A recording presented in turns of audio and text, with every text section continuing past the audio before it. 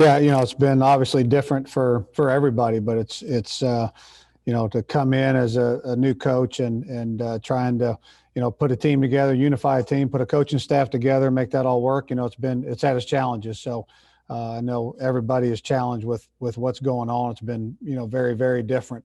Like I said, we got started right after the Kentucky Bowl game a year ago, and came in and had about half a staff and tried to put a signing class together, and had to watch Murray State film from a year ago to kind of figure out, what we had on our current roster. So we kind of put a class together, blind, because you can watch game film, but it's hard to determine, what you actually have, in your current, roster. So did that and had a team meeting, and, went on the road recruiting, and got back off the road recruiting, and really only had a couple weeks with our kids to work them out and kind of see where they were.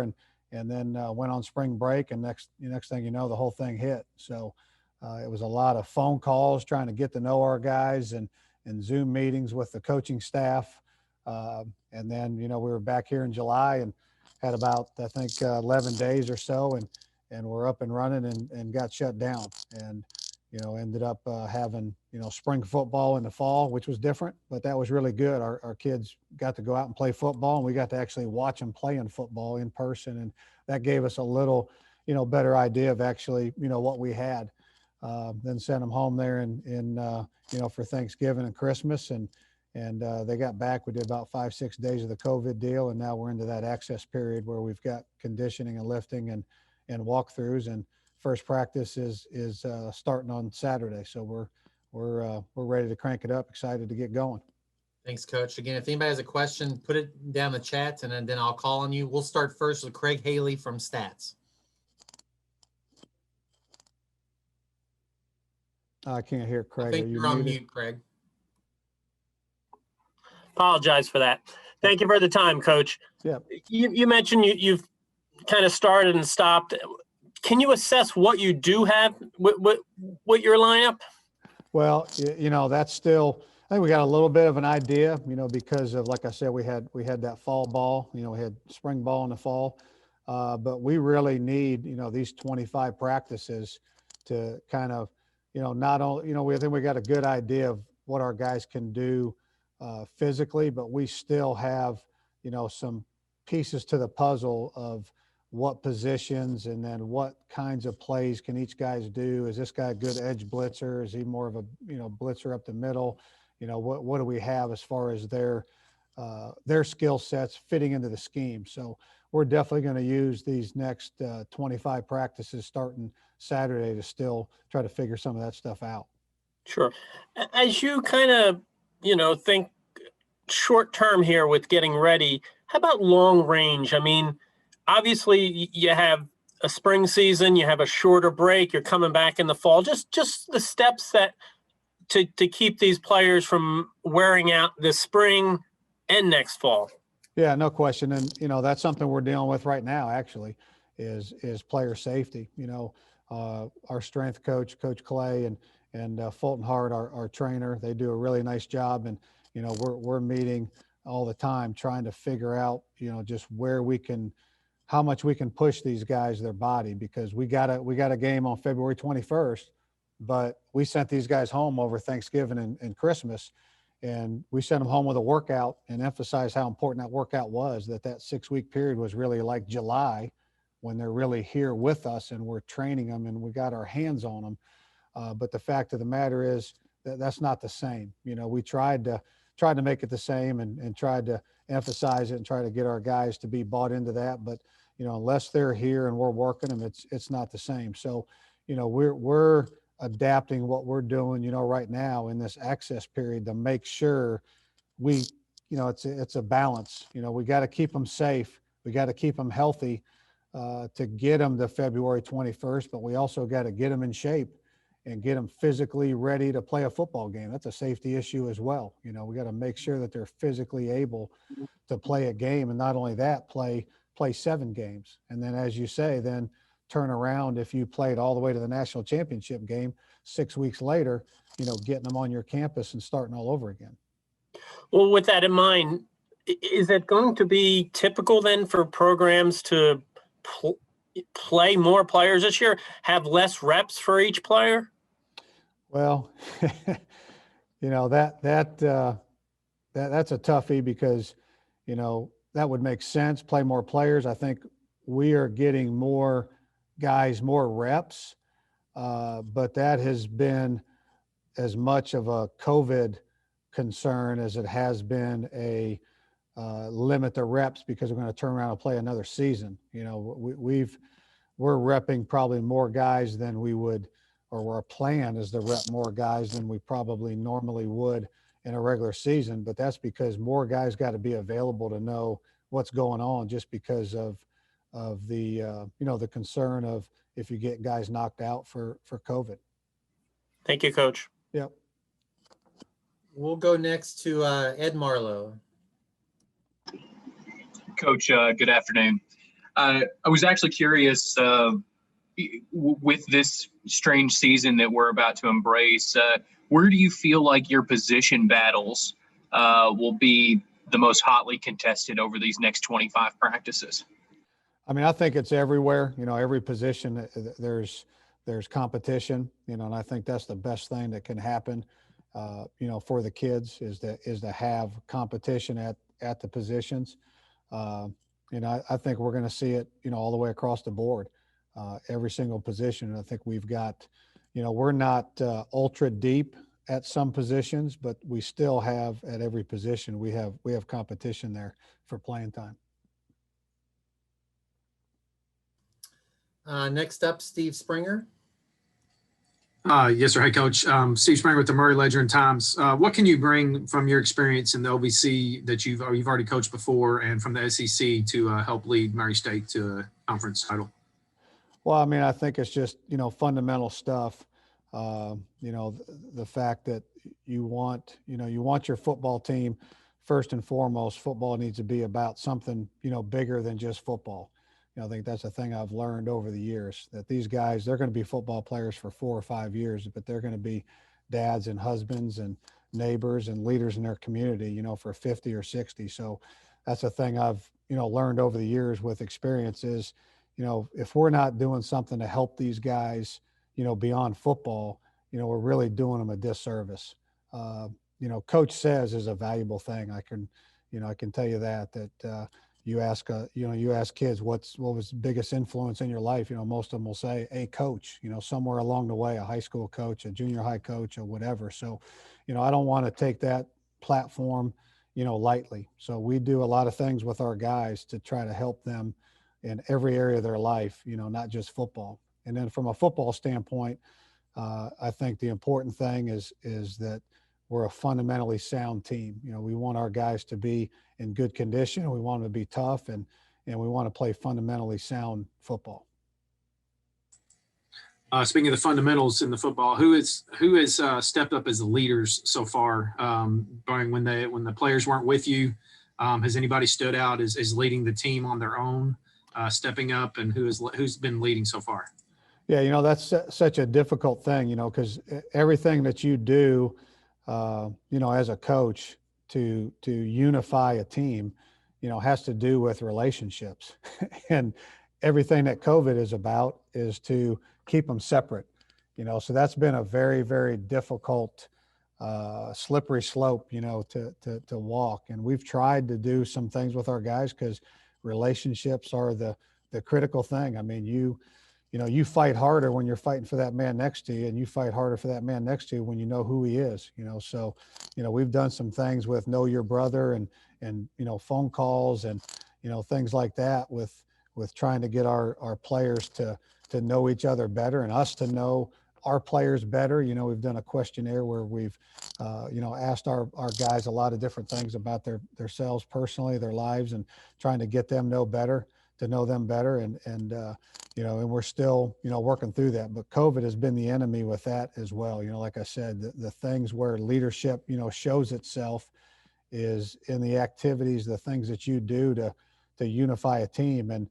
with the exception of just your standard meetings and practice and all that, those things that you would, normally do, the things that I have done with a football team, we really have been, shortcutted on being able to do some of those things.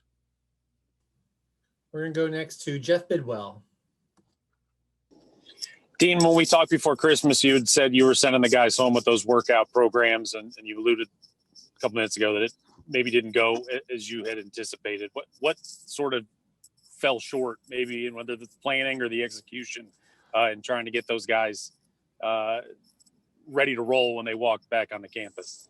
Yeah, just the fact of accountability. When you've got you leave a man to himself, things can slack, things can slide. When you hold a man accountable, then iron sharpens iron. Things usually go better. And when they're not here, and you don't have a way to hold them accountable, and it is per NCAA, it's a voluntary period. There's really nothing you can do about it.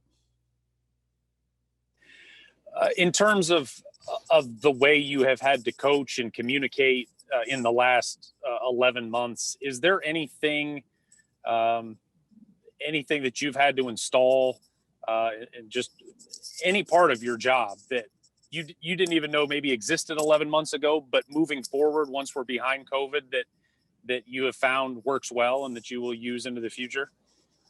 Well, I would say this meeting right here, I don't think we ever do a OVC media day any other way. I mean, I like Nashville, and they always Kyle, we always had a nice meal there and everything, but I'd much rather walk down to the Murray room and do this right here and sleep in my own bed and hang out with my family tonight.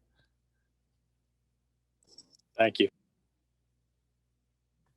Maybe I can send you a plate of food somehow today, Coach. Yeah, okay, that'd be good. We'll go Neil Bradley next. Coach, this is not really a COVID-related question. I was just wondering from an injury standpoint or anything like that, is everybody available for this spring season? Anything that you have that you can tell us in terms of personnel in that regard? No, we got everybody available. We had some surgery, some surgeries either during that fall ball period or right after that fall ball period, and all those guys will be 100%. If they keep going on their current track, they'll all be 100% on February 21st. Let's go next to Mike Paris.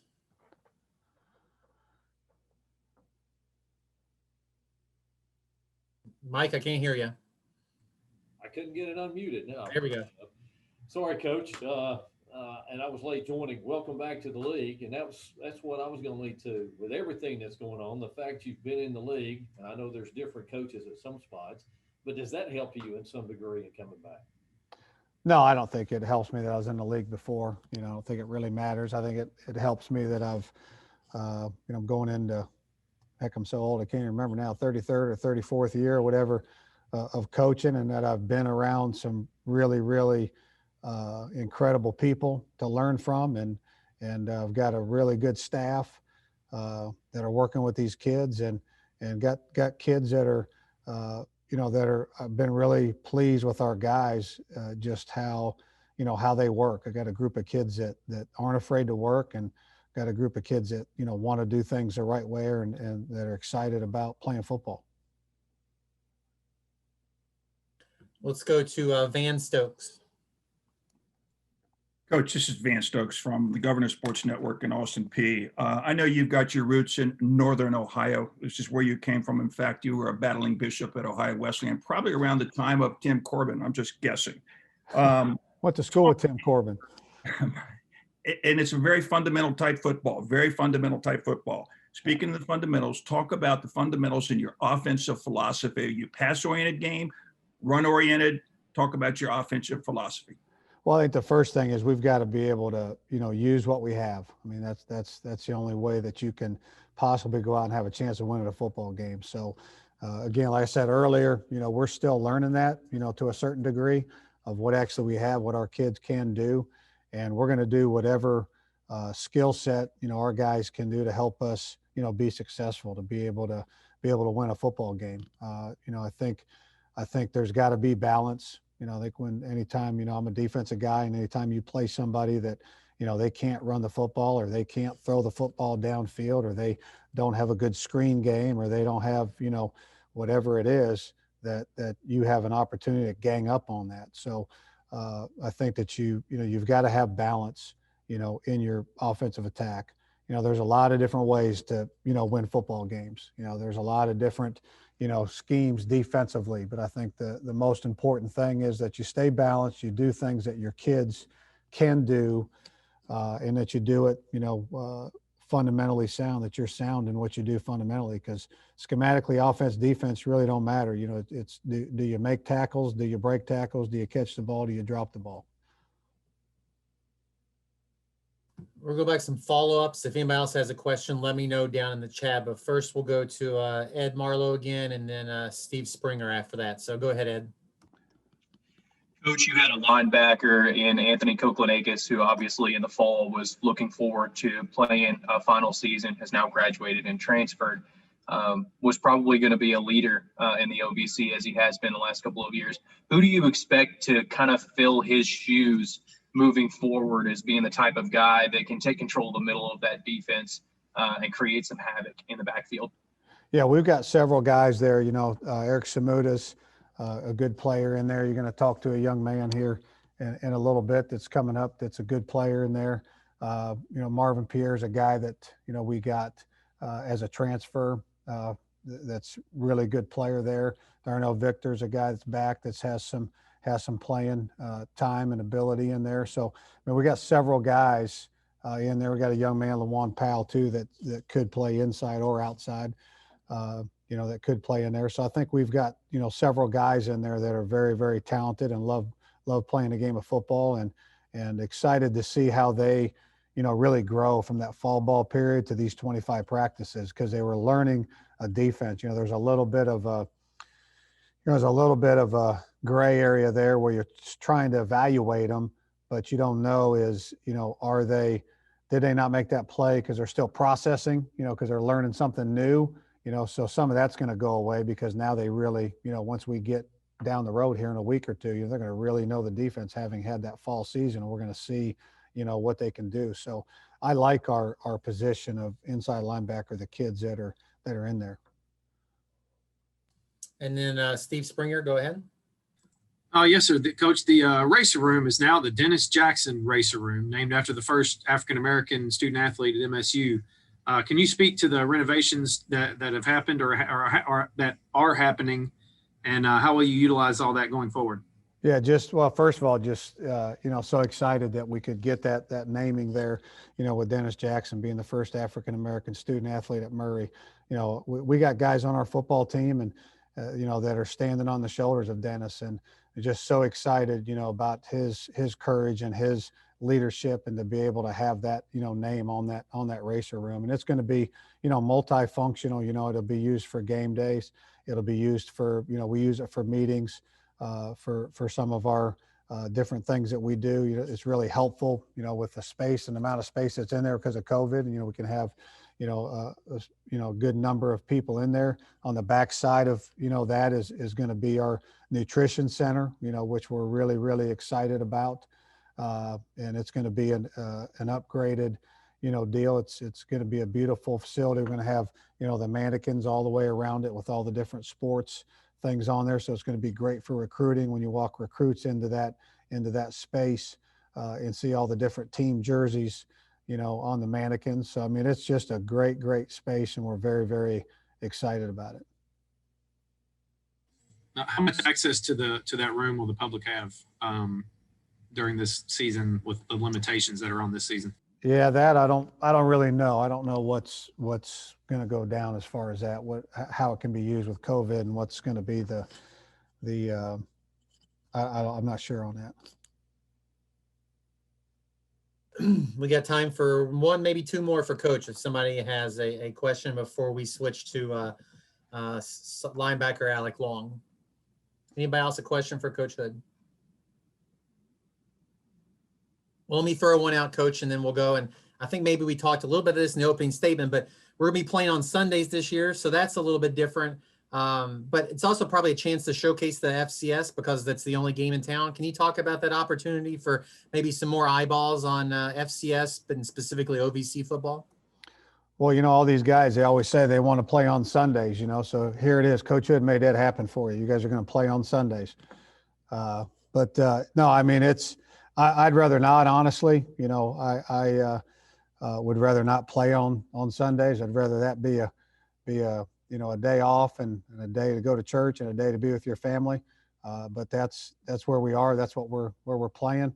I do think, like you said, it's, might be the only show in town, and it may be good for the conference and may be good for, getting some games on TV or what have you. So that part is obviously good, and excited about the possibility of that.